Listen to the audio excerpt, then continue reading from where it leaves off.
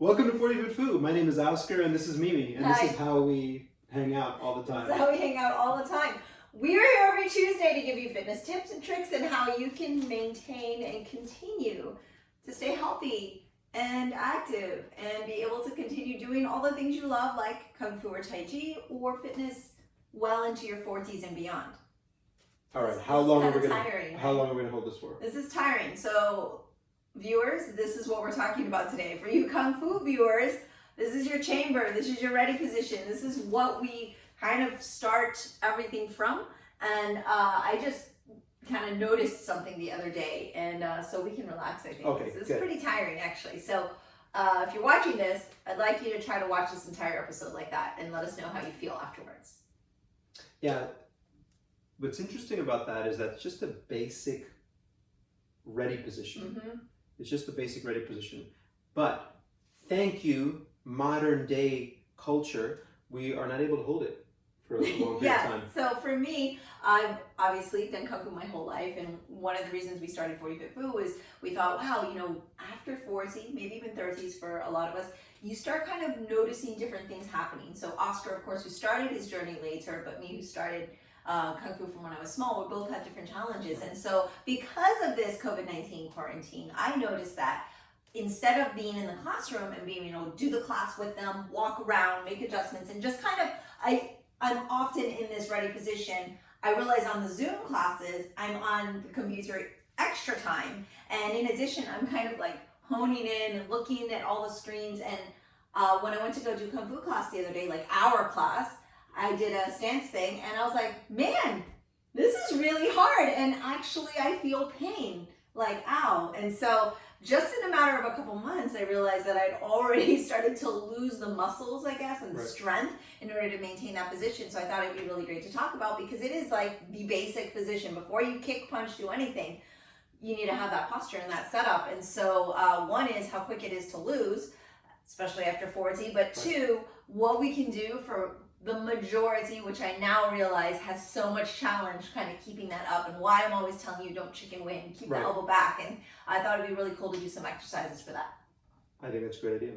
So, as you know, I have so many ideas all the time, but I want you to start. You tell me where's your thought? Well, the process? first thing I thought about after that class, when I was like, I can't believe how sore this is making me and how challenging, was the first thing I wanted to do was kind of stretch, right? And so you do a lot of like T-spine, thoracic stuff, but I always like to do the arm breaks that we've done forever, which I've learned more about since you've started your fitness journey. So we've got a stick here. Okay, cool. All right, so we'll take you through stick arm breaks. You know what's funny about stick arm breaks? When I was 16, I read a book and it was made by some weird guy who was into martial arts, and he goes, do these every single day. And I tried to do them and I hurt myself because I didn't know, there was no real instruction. Right. However, if I had listened, my shoulders would be a lot healthier than they Yes. are now. So the first thing is, anytime that you're going to do something for where you want to mobilize this stuff in the upper body, you need stability in the lower body. So almost always, and this is also for your ready position, squeeze your butt, keep your abs relatively braced, right?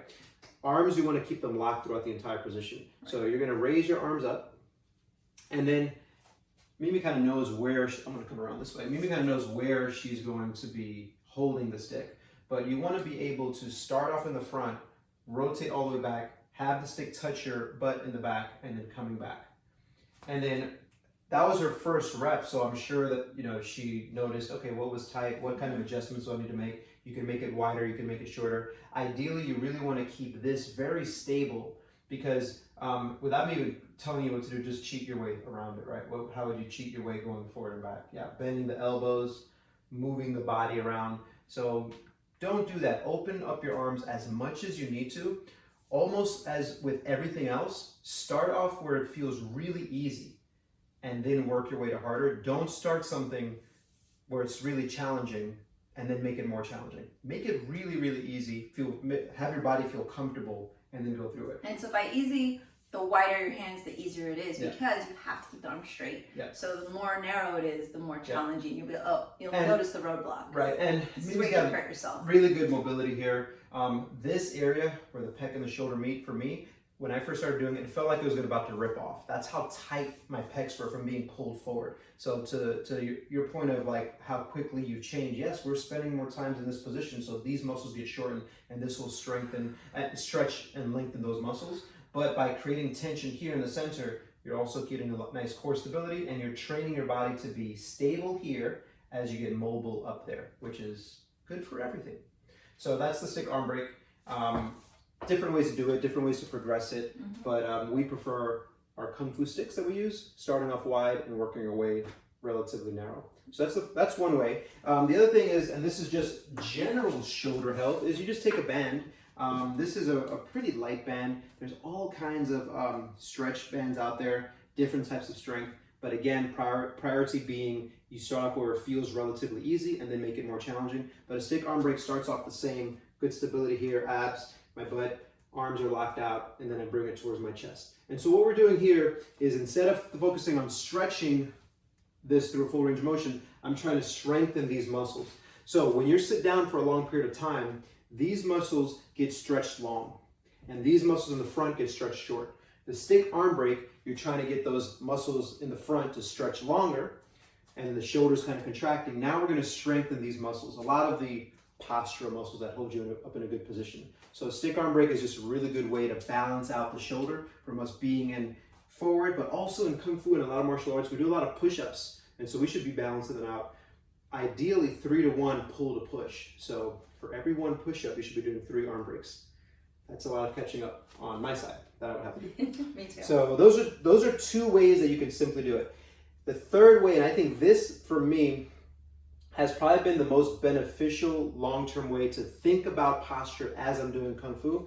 And I've given props to these guys before, but it's the foundation training people with their thoughts behind decompression breathing and how to put your body into that position. So to take Mimi through it, who doesn't really need as much help as I do, the first thing, this is the way that I do it, there's different ways to do it, this is just the way that I like to approach it, is we start off from the neck, making sure that the back of the neck is long. So the ponytail is actually a really good thing because this would be the bony part at the back of the head. You want to pull that up and back. So it's being pulled this way, that direction. And that makes the neck nice and long, and these muscles here in the front create a nice stable column. So we start there. I'm going to have you turn to the front.